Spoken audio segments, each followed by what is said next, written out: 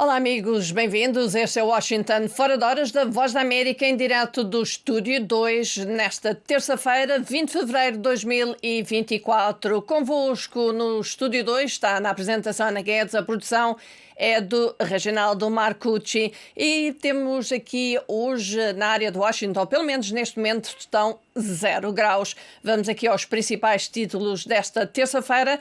Em Angola, as autoridades detiveram 35 cidadãos estrangeiros por a exploração de ouro.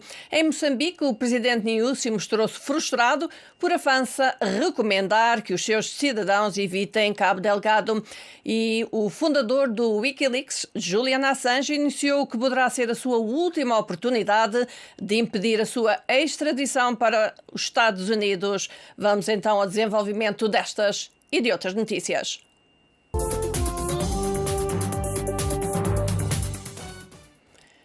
E começamos com Moçambique. Os analistas dizem que o presidente moçambicano Filipe Nyusi ficou frustrado pelo facto de a França ter informado os seus cidadãos para evitarem a província de Cabo Delgado. Numa recente comunicação, a Embaixada da França disse ou advertiu os seus cidadãos que, devido à presença de uma ameaça terrorista e de rapto em Mocímboa da Praia, Pemba e em Palma, é fortemente recomendado não viajar para estas cidades, bem como evitar viajar pelas estradas que ligam estas localidades. Reagindo em Addis Abeba, Nyusi disse que, como amigos nossos, esperávamos que dissessem que, face ao que está a acontecer, vamos apoiar, trabalhar juntos para combatermos isto e mais aquilo. O jornalista de investigação Luís Nachote diz que Filipe Nyusi foi encontrado ou foi apanhado de surpresa pela comunicação da França numa altura em que aguarda o retorno pleno das operações da Total Energy a Palma. Não sei se este tipo de avisos requer protocolo em que um Estado avisa o outro. Moçambique também tem algumas situações aconselhado os seus cidadãos a não irem à África do Sul, disse Nachote. Nachote sublinhou ainda que a situação de Cabo Delgado não está boa e que isso é um facto, e a mim parece que este espanto do Presidente da República faz parte das expectativas frustradas, visto que a França acaba de passar um certificado de incompetência para quem estava expectante que o dinheiro da Total fosse chegar tão já.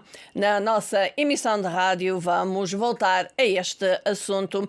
Agora vamos até Angola, onde pelo menos 35 cidadãos estrangeiros foram detidos no fim de semana por exploração ilegal de ouro no município de Belize, na província de Cabinda, anunciou hoje na sua página do Facebook o Ministério do Interior. Na operação, coordenada pelos órgãos do Ministério do Interior e das Forças Armadas angolanas, foram detidos 29 congoleses da República Democrática do Congo e 6 congoleses da República do Congo. Em posse dos acusados foram ainda apreendidos vários artefactos que serviam para o exercício da atividade e mais de 10 gramas de ouro, equivalentes a mais de 500 mil kwanzas, cerca de $600. Com pouca chuva este ano, a população rural do sul de Angola continua a enfrentar muitos desafios. A falta de comida e água ainda é a principal preocupação. As pessoas disseram à Voz da América que viram muitos dos seus vizinhos morrerem de fome e a sofrer de desnutrição em anos anteriores. As mulheres viram os seus parceiros fugirem da seca. Esses dramas são retratados no documentário Viúvas da Seca de Angola.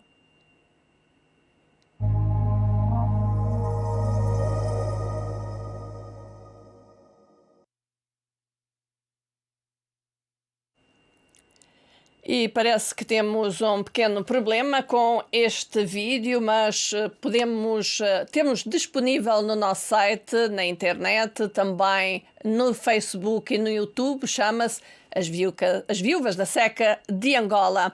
E vamos até São Tomé e Príncipe, onde a Organização Nacional dos Trabalhadores, a maior central sindical do país, avisa que o braço de ferro com a direção da Agripalma vai continuar até que as reivindicações dos trabalhadores sejam satisfeitas, principalmente o aumento salarial. A empresa de produção e exportação de óleo de palma biológica, a maior unidade industrial de São Tomé e Príncipe, está parada desde o passado dia 7 de fevereiro por falta de acordo entre os cerca de 900 trabalhadores da empresa e a direção no que toca ao aumento salarial. O sindicato acusa o governo de não defender os interesses dos trabalhadores perante os investidores belgas daquela empresa.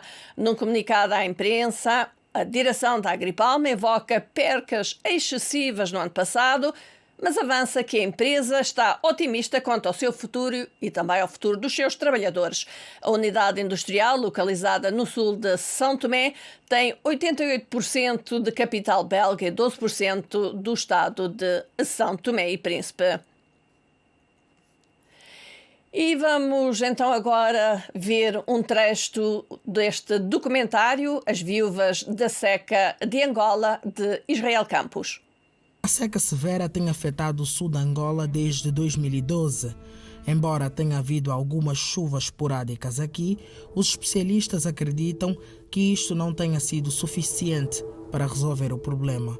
As chuvas abaixo da média nos últimos anos, especialmente entre novembro de 2020 e janeiro de 2021, afetaram drasticamente a vida das pessoas nestas regiões, causando secas sem precedentes.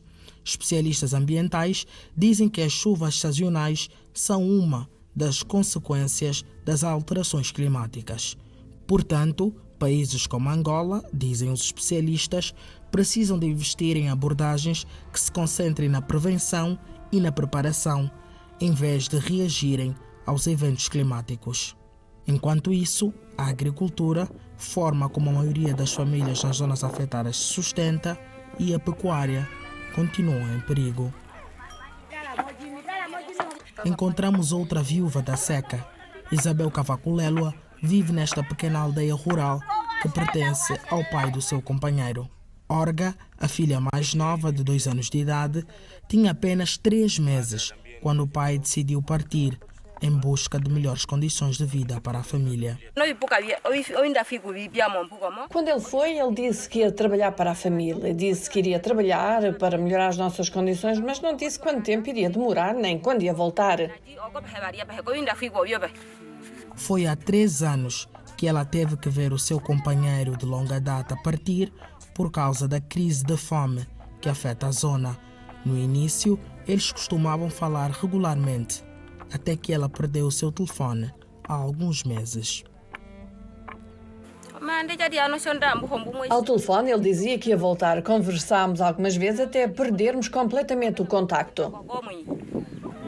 Enquanto o paradeiro do companheiro de Isabel continua incerto, cabe ao seu pai cuidar da sua esposa e dos seus 8 filhos. Se ele despediu com o pai, eu virei coisa ir trabalhar. Daí até aqui, já está fazendo 3 anos. Ele tinha dito que ia ir para Namíbia. Quantos filhos o pai tem? Eu tenho 40. O pai é que assume todas as crianças? Estou assumindo. Ainda os animais ainda está acabando já. A Voz da América visitou várias regiões da província da Huila, no sul de Angola, à procura de histórias destas mulheres abandonadas pelos seus maridos e lutando pela sua sobrevivência e pela sobrevivência dos seus filhos. África Agora, o espaço de debate que dá voz às tuas preocupações. Envia perguntas e comentários para o WhatsApp da Voz da América, +1 202 251 9466. Especialistas convidados da Voz da América irão comentar com moderação de jornalistas da Voz da América. África Agora, um debate sobre temas atuais da África lusófona, à sexta-feira, na Voz da América.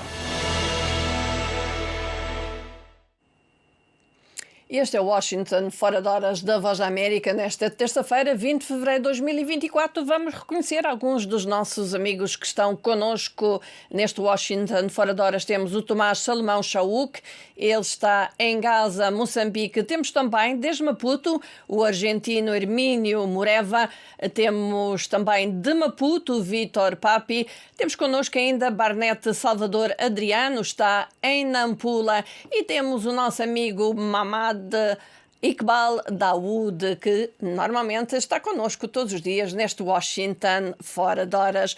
Vamos então aqui regressar às notícias. Vamos agora falar aqui de Washington, dos Estados Unidos, a política americana. Isto porque o Conselho de Ministros de Israel declarou no domingo que rejeita o reconhecimento unilateral de um Estado palestiniano.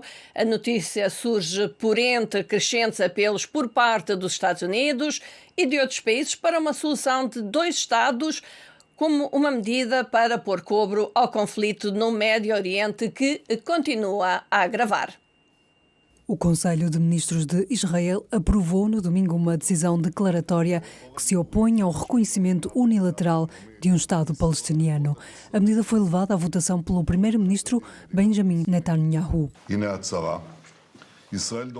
Israel rejeita categoricamente os éditos internacionais sobre um acordo permanente com os palestinianos. Tal acordo só será alcançado através de negociações diretas entre as partes. Um reconhecimento como este, após o massacre de 7 de outubro, será um grande prêmio para o terror. Referia-se à incursão terrorista do ano passado, em que os militantes do Hamas mataram cerca de 1.200 pessoas e fizeram 240 reféns. A votação do governo israelita ocorreu um dia depois de o secretário de Estado norte-americano, Antony Blinken, ter se reunido com o presidente israelita Isaac Herzog à margem da Conferência de Segurança de Munique. Embora sejam um forte apoiante do Estado judeu, os Estados Unidos também têm sido um defensor de longa data de uma solução de dois Estados para acabar permanentemente com o conflito no Médio Oriente. Estamos a pensar no sofrimento das pessoas apanhadas no meio do conflito, incluindo os homens, mulheres e crianças palestinianas em Gaza. Pensamos também nas oportunidades genuínas que temos diante de nós para um futuro melhor e mais seguro para israelistas e palestinianos e para todos os nossos amigos na região. No terreno, os palestinianos foram vistos no domingo a inspecionar os danos causados por um ataque israelita em Rafah, onde a população se está a preparar para uma ofensiva terrestre israelita. Mais de 28 mil palestinianos já foram mortos na guerra, de acordo com o Ministério da Saúde de Gaza, dirigido pelo Hamas. As autoridades de saúde das Nações Unidas disseram que o Hospital Nasser, o segundo maior de Gaza, está agora completamente fora de serviço. E os residentes do campo de refugiados de Jabalia, no norte da faixa de Gaza, realizaram protestos no sábado, queixando-se da escassez de alimentos e de medicamentos.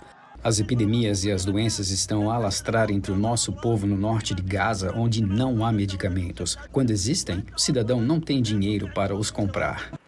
A condenação da ofensiva israelita foi muito forte durante o fim de semana na Cimeira da União Africana em Addis Abeba. Espera-se que a Argélia apresente um plano ao Conselho de Segurança das Nações Unidas na próxima semana, apelando a um cessar-fogo imediato em Gaza. Os Estados Unidos já manifestaram a sua oposição ao projeto de resolução, argumentando que preferem uma alternativa em que têm estado a trabalhar com os seus parceiros, que incluiria pelo menos uma pausa de 6 semanas nas hostilidades e a libertação de mais reféns. Este é o Washington Fora de Horas da Voz da América, terça-feira, 20 de fevereiro de 2024. Convosco aqui no estúdio, na apresentação está Andy Guedes, a produção é do Reginaldo Marcucci. O fundador do Wikileaks, Julian Assange, anunciou que poderá ser a sua última oportunidade de impedir a sua extradição da Grã-Bretanha para os Estados Unidos, com o início de uma audiência de 2 dias esta terça-feira em Londres. Assange tem estado a lutar contra as autoridades nos tribunais britânicos há 13 anos. Os procuradores norte-americanos pretendem levar Assange a julgamento por 18 acusações relacionadas com a divulgação pelo Wikileaks de grandes quantidades de registros militares e telegramas diplomáticos confidenciais dos Estados Unidos. A Grã-Bretanha aprovou a extradição de Assange para os Estados Unidos em 2022, depois de um juiz ter bloqueado inicialmente devido à preocupação com a sua saúde mental, o que significava que corria o risco de suicídio se fosse deportado. Os seus advogados vão tentar anular esta aprovação durante a audiência de 2 dias perante 2 juízes do Supremo Tribunal de Londres, naquela que poderá ser então a sua última oportunidade de impedir a sua extradição. Se Assange ganhar a autorização no último recurso, será realizada depois uma audiência de recurso para analisar novamente a sua contestação. Se perder, a única opção que resta a Assange é recorrer ao Tribunal Europeu dos Direitos do Homem, onde já interpôs um recurso até à decisão de Londres. As equipas do socorro fizeram buscas durante toda a noite para tentar localizar possíveis vítimas adicionais depois de um edifício ter desabado num subúrbio a sul de Beirute, no Líbano. O desabamento do edifício ocorreu segunda-feira e matou 4 pessoas e feriu outras 3. Um membro da Cruz Vermelha libanesa disse à televisão local que 17 pessoas estariam ainda sob os escombros. O edifício ruiu no subúrbio de Shoyafat na noite de segunda-feira, após dias de fortes chuvas no Líbano. As autoridades locais afirmaram que o edifício não era considerado seguro e que o município tinha ordenado a evacuação deste edifício de 4 andares há 2 anos por recear que as suas fundações fossem fracas. Apesar da ordem, o proprietário do edifício continuou a alugar apartamentos a famílias sírias. O Líbano acolhe cerca de 805 mil refugiados sírios registados pelas Nações Unidas, mas as autoridades libanesas estimam que o número real é muito superior, entre 1,5 milhão a 2 milhões de sírios. E vamos agora falar do Haiti, isto porque um juiz que investiga o assassinato do presidente Jovenel Moïse em julho de 2021 acusou a sua viúva, Martine Moïse, o ex-primeiro-ministro Claude Joseph e o antigo chefe da Polícia Nacional do Haiti, Léon Charles, entre outros. Charles, que atualmente é o representante permanente do Haiti na Organização dos Estados Americanos, enfrenta as acusações mais graves, incluindo homicídio. Martine Moïse e Joseph são acusados de cumplicidade e associação criminosa. Um mês após o assassinato de Moïse, a sua esposa pediu ajuda para levar os responsáveis à justiça. Joseph, por seu lado, rejeitou as acusações e acusou o atual primeiro-ministro de instrumentalizar o sistema judicial. A antiga primeira-dama não respondeu de imediato aos pedidos de comentário sobre o relatório do juiz. Charles não foi contactado de imediato para comentar o assunto. O juiz emitiu o seu relatório ontem, segunda-feira. Taiwan condenou hoje a abordagem de um barco turístico pela guarda costeira chinesa, afirmando que criou pânico numa altura em que as tensões aumentaram em torno do arquipélago de Kinmen, que fica a uma curta distância da costa chinesa, mas é controlada por Taiwan. A imprensa taiwanesa informou que Qingxi, com 11 tripulantes e 23 passageiros, foi abordado pela guarda costeira chinesa durante cerca de 32 minutos ontem, segunda-feira. A guarda costeira de Taiwan escoltou o barco de volta a Kinmen, que prosseguiu depois a sua viagem de turismo. A China está a intensificar as patrulhas nas águas ao largo da costa do arquipélago taiwanês de Kinmen, dias depois de 2 pescadores chineses terem afogado enquanto eram perseguidos pela guarda costeira taiwanesa, que acusou o barco de invasão. A China culpou o Partido Democrático Progressista de Taiwan pela morte dos pescadores. Taiwan, recorda-se, é uma ilha autónoma desde o fim da Guerra Civil Chinesa, em 1949, quando as forças nacionalistas de Chiang Kai-shek foram expulsas do continente pelos comunistas de Mao Zedong. Pequim continua a considerar a ilha de 23 milhões de habitantes e as suas ilhas periféricas como território chinês e tem vindo a aumentar a sua ameaça de conseguir o seu regresso à sua soberania pela força militar, se necessário. E este é o Washington, fora de horas, da Voz da América. Convosco aqui no estúdio, Ana Guedes, que vos saúde e deseja uma boa terça-feira. Vamos agora falar da Índia, onde continuam os protestos dos agricultores indianos que estão ainda acampados nos arredores da capital, Nova Delhi, e rejeitaram uma proposta do Governo Nacional de um contrato de garantia de preços para as suas culturas. O governo ofereceu aos agricultores um contrato de 5 anos com preços garantidos para várias culturas, tais como leguminosas, cereais secos, milho e algodão, que seriam pagos por cooperativas apoiadas pelo governo.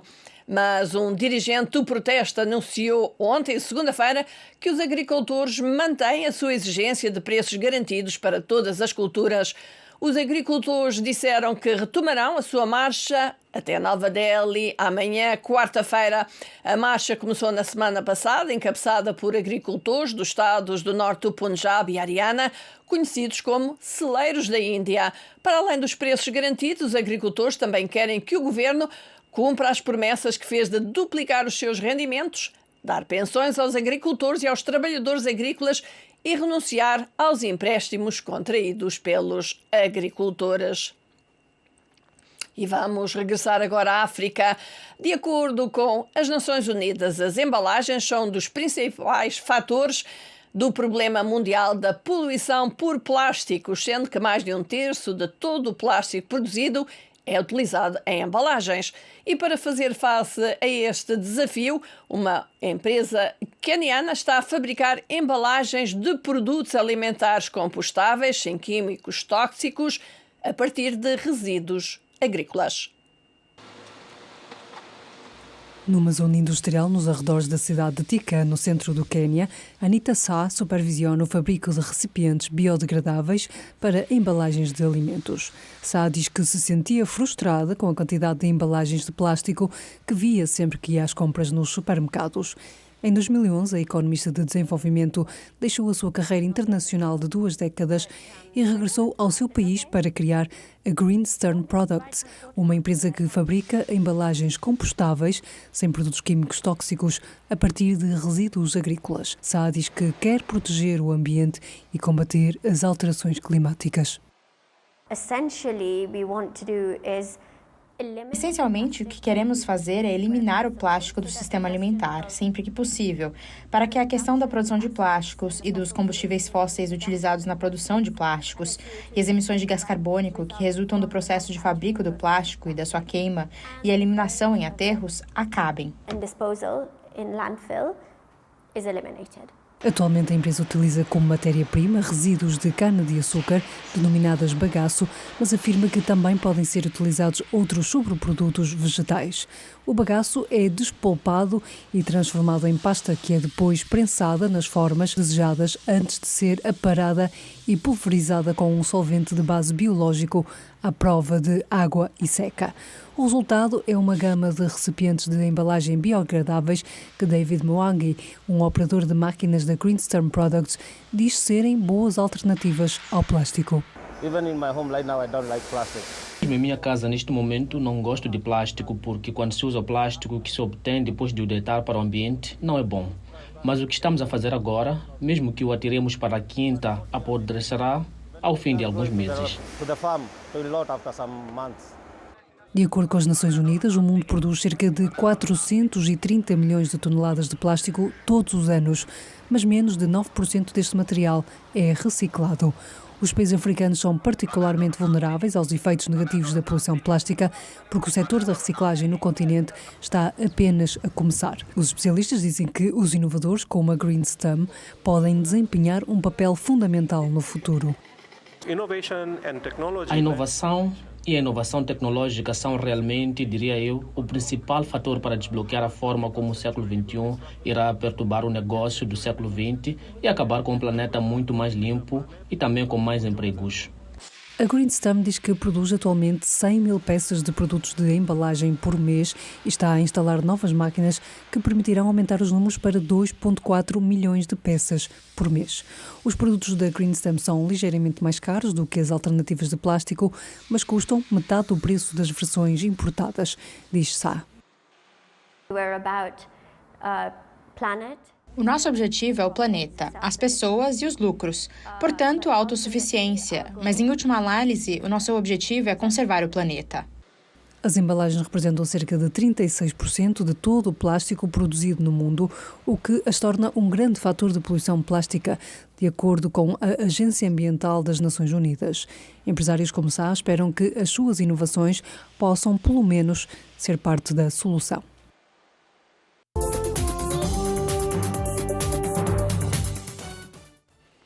E vamos falar agora de arte. O Festival de Artes e Património Kalahari 2023 foi descrito pelos organizadores como um sucesso retumbante. Este evento único tem como alvo a quase extinta população Khoi e San. Os visitantes do festival foram entretidos por 15 grupos de música, dança, poesia e teatro. Diferentes grupos culturais Khoi e San de partes do deserto do Kalahari, na Namíbia, no Botsuana e Cabo, isto na África do Sul, vieram ao festival preparados para demonstrar porque é que a sua cultura deve sobreviver. We don't want this to die. Não queremos que isto morra, que a nossa cultura se desvaneça. Os nossos antepassados gostariam que fizéssemos isto. Como parte do festival, uma equipa de encenadores visitou a comunidade local e a escola para garantir que os jovens não percam a sua identidade no meio de um mundo onde muitos podem ter esquecido.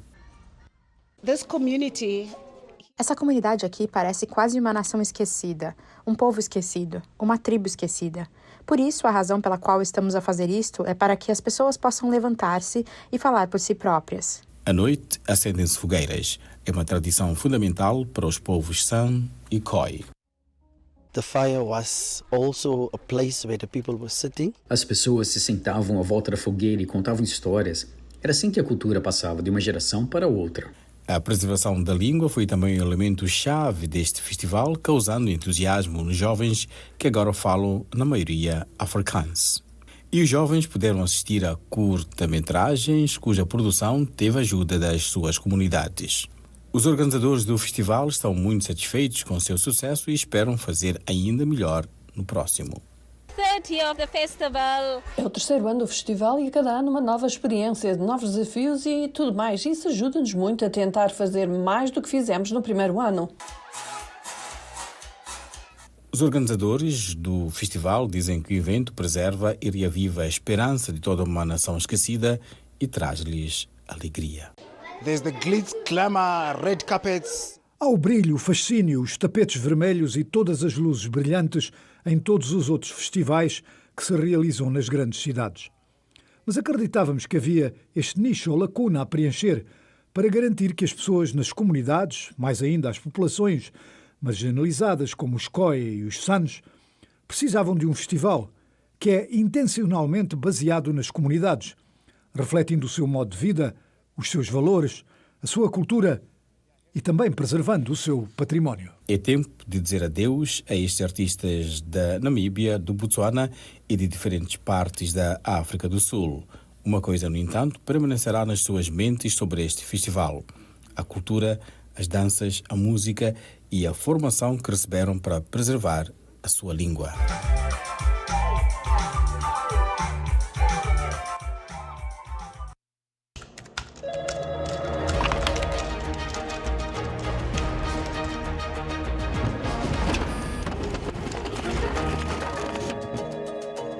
A Voz da América apresenta-lhe o mundo. Uma equipa de jornalistas e produtores oferece-lhe informações precisas, atualizadas e imparciais. Notícias, entrevistas, análises, reportagens, visões alternativas que partilham o mundo. Aos fins de semana, uma revisão detalhada dos temas atuais. Saúde com a doutora Graça. Fala África aborda assuntos locais com impacto global. Na Voz da América, contamos a história completa.